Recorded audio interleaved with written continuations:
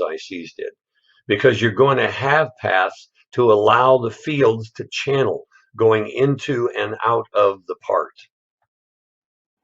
That said, even on this IC, there are areas where there are no power or ground pins. By the way, the light and dark blue balls are the power and ground balls on this BGA, and all the other ones are signal balls.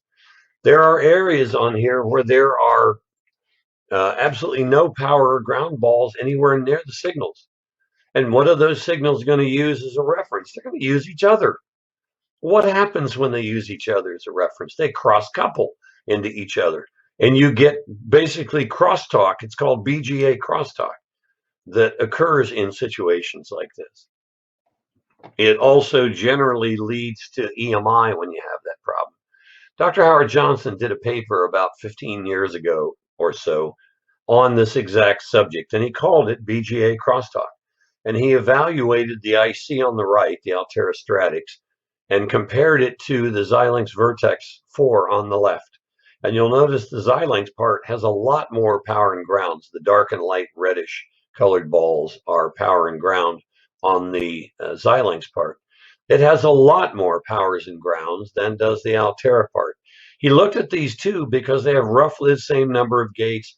They operate in almost exactly the same way. They're extremely similar parts. The one place where they were different was the pinout of the part itself, the pinout to the circuit board.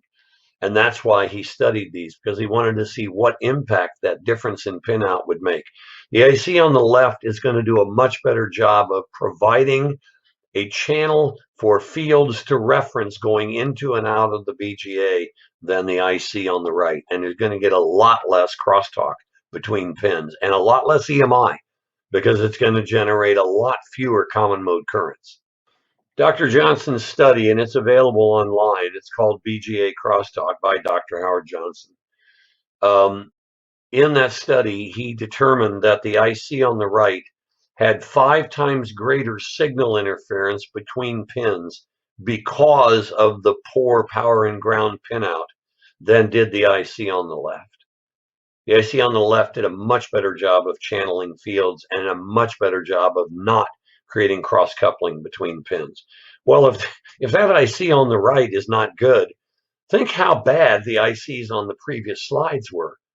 I mean, talk about hideous. Those were, if those weren't bad, those were beyond bad.